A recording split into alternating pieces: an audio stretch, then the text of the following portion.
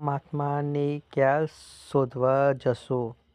કોઈ કહે છે કે ઉપર છે, પણ વૈજ્ઞાનિકો ઉપર બધે ફરી વળ્યા તોય ના મળ્યા. કોઈ કહે છે મંદિરમાં છે, પણ આખી જિંદગી પૂજારી સેવા કરીને થાકી ગયો તોય ના મળ્યા. એટલે તો ભગવાને ગીતામાં 13મા અધ્યાયના 33મા શ્લોકમાં કહેવું પડ્યું છે કે અર્જુન, જીવ માત્રમાં રહેલો આત્મા એ જ પરમાત્મા છે અને એ જ મહેશ્વર છે. જેનું 100% અજ્ઞાન નીકળી ગયું તે પરમાત્મા અને જેનું 100% અજ્ઞાન નથી નીકળ્યું તે જીવાત્મા. આમ પરમ અને જીવ બંને આત્માના વિશ્લેષણ છે. આ બ્રહ્માંડના દરેક આત્મામાં પરમાત્મા થવાની શક્તિ છુપાયેલી છે. દરેક આત્મામાં આખા બ્રહ્માંડને માપવાની શક્તિ છે.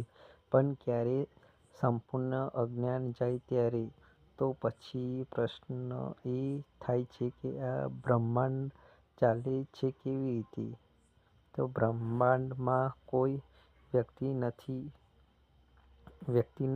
નહીં પણ કુદરતના 6 સનાતન સિદ્ધાંતોથી ચાલે છે. પણ લોકો કુદરતને જ ભગવાન અને પરમાત્મા માની લીધા. જળ તત્વ ભૌતિક વિજ્ઞાનના સિદ્ધાંત લાગુ પડે છે અને જળમાં ચેતન ભળે એટલે આધ્યાત્મિક વિજ્ઞાનના સિદ્ધાંત લાગુ પડે છે. બાકી બંનેના સિદ્ધાંત એક જ છે. પણ ભૌતિક વિજ્ઞાન આપણને દેખાય છે એટલે તેમાં શંકા પડતી નથી અને આધ્યાત્મિક વિજ્ઞાન આપણને દેખાતું નથી એટલે તેમાં શંકા પડે છે. એટલે કદાચ ગીતામાં ભગવાને કહેવું પડ્યું કે સંશયાત્મા વિનશ્યતે. હે અર્જુન, આ જ્ઞાન ઉપર જે શંકા કરશે તેની દુર્ગતિ નિશ્ચિત છે. આધ્યાત્મિક વિજ્ઞાનને જોઈ શકાય નહીં, માત્ર ને માત્ર અનુભવ જ કરી શકાય. ગળપણની જેમ. જય ભગવાન, જય શ્રી કૃષ્ણ, જય માતાજી.